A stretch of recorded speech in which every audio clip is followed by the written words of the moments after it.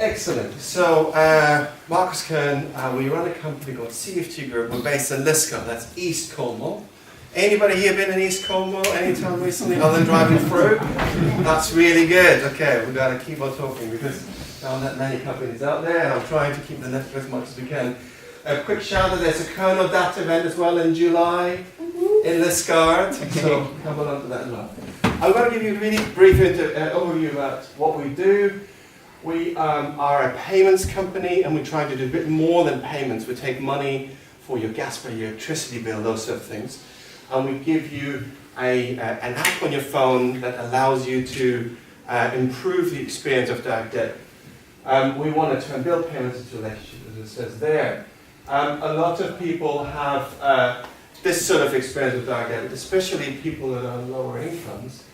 It's this feeling of direct debit means have my keys to my account, take as much money as you want, whenever you want it.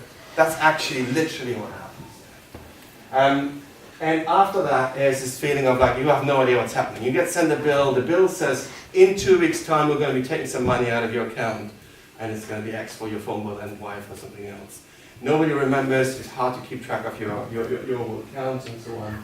So there's little transparency. A lot of people have said this in our sort of service where they say, look, the money just goes. I'm worried that I haven't got control of that money leaving my account. It's no doubt it's also very convenient. And then if something goes wrong, there isn't a channel back. There isn't a way of saying, something didn't work, you took too much money, you start getting stuck in some call centers, and so on. And often there's also this feeling. So when you sign up for a direct debit, you feel like you're kind of locked in. Everybody associates this with a health club, a gym membership, where people go, oh, you want me to sign up for 12 months, and you want me to be on direct debit. I'd rather sort of be paying with my card only, or those sort of things. And so one more thing is you can't share direct debits. A direct debit has to come out of a single account. Couples set up joint accounts for that reason. So if you want to sort of make sure you share equally, you have often your personal accounts funded into a joint account. From the joint account, your money is leaving out because money can only ever be taken out of a single account. So obviously we thought that must be the case. There must be a better way of doing that. So we came up with something. Now CFT Group is not a great brand name. You would know that because in branding it sounds very bank-like. We came up with the name Duesday. There was actually a little poll that we on one of our chat groups in Software Cornwall, and in the end we ended up with that name. And so Duesday is the thing that's customer facing. It has a number of features. I'm not going to go through this because I don't have time for this, but it solves all of those things that I just talked about. It makes direct debits better. It makes them more convenient for the person that pays, and also more convenient for the person that receives the money, the merchant itself. We have developed the app. Might talk to you about that later on. And this is the thing that I actually sort of want to talk about because I sort of took the audience for that. That's the sort of technologies that we use. These are the technologies that we're using.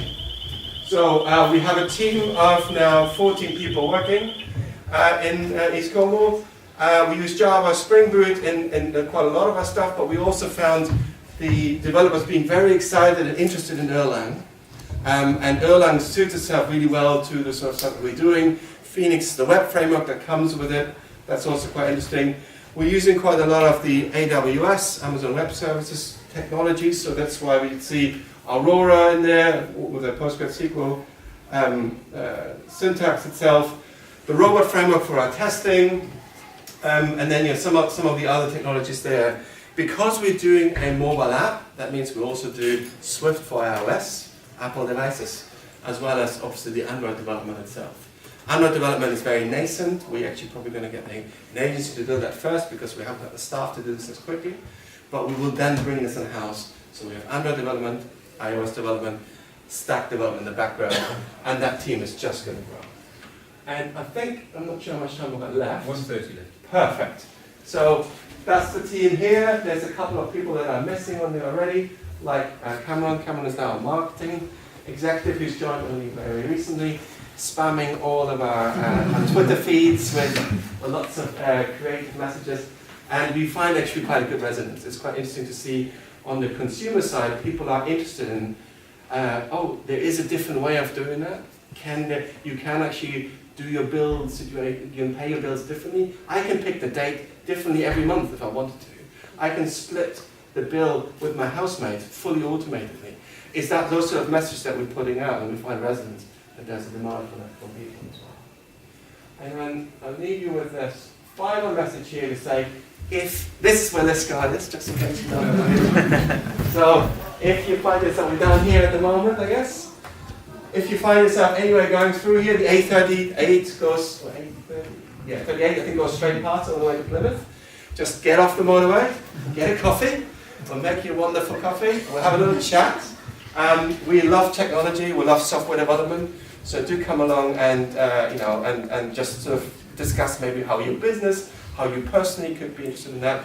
We're a growing company, obviously interested in software developers, but also if you have a need of repeatedly billing a customer in your business, that's the way that we can probably help them. No, that's pretty